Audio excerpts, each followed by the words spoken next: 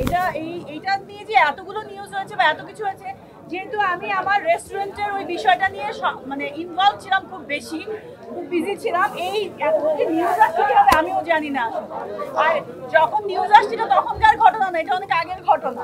তারপরে ও বলছে যে প্রডিউসার টাকা দিচ্ছে না, পরে এখন জানতে পারলাম প্রডিউসার থেকে সে আসলে সব টাকা নিয়ে গেছে।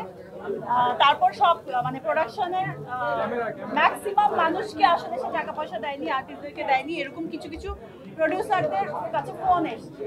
তো এটাই আমাকে, যেহেতু প্রডিউসার ওরকম কাউকে এখানে চিনেন না, একটু কম চিনেন, জানেন, তো বলছি এরকম কেন হচ্ছে। আমি বললাম যে আমি জানি না, আপনাদের প্রোডাকশন ম্যানেজারকে জিজ্ঞেস করেন। তখন বললো যে প্রোডাকশন ম্যানেজার আমাদের যাকে দিয়েছেন তাকে বাদ দিয়ে ও নিজের প্রোডাকশন ম্যানেজার দিয়েছে। সো এরকম ডিজাস্টার একটা সিচুয়েশনের মধ্যে আপু আপনি একটু আসেন, আমরা কথা বলছি, আমরা একটু কথা বলবো, মানে মেইন যে ফ্যাক্টটা সেটা একটু বের করতে চাচ্ছি। এই বিষয়টা খুবই সিম্পল আসলে। তারপরে আমি বাধ্য, এবং তারপরেও ওনারা বলেছেন যে থানায় বসে সমঝোতা করবেন।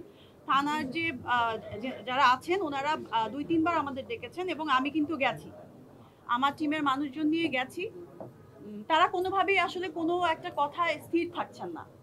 একটা কথা বলে আসছেন যে এইভাবে আসলে করছি। উনি কিন্তু সবই জানেন, উনি একটা বয়স্ক মানুষ, উনি এত হোমজিক্যাল ডিসিশন নিয়ে আজকে এটা, কালকে ওটা, পরশু এটা, এরকম করে মানুষকে হয়রানি এবং এভাবে প্রতারিত করা আসলে আমি এক্সপেক্ট করতে পারিনি যে একজন বয়স্ক মহিলা থেকে আমি এইভাবে প্রতারিত হব। এই জন্য আমি এই জিনিসটা নিয়ে এতদিন চুপ ছিলাম। আমি ভেবেছি উনি হয়তো বা ওনার ভুল বুঝতে পারবে, ওনার যে ক্ষমতার যে ইয়েটা দেখাবে না, বাজে ব্যবহারটা উনি করবে না। আমি রেস্টুরেন্টটা নেয়ার আরো অনেকদিন পরে জানতে পারি এই বিষয়গুলো। আসলে হচ্ছে যেই ছবিটা দিয়েছে ওইটা হচ্ছে আমি একজনের বিয়ের প্রোগ্রামে একটা ফ্যান এসে আমার সাথে ছবি তুলেছে।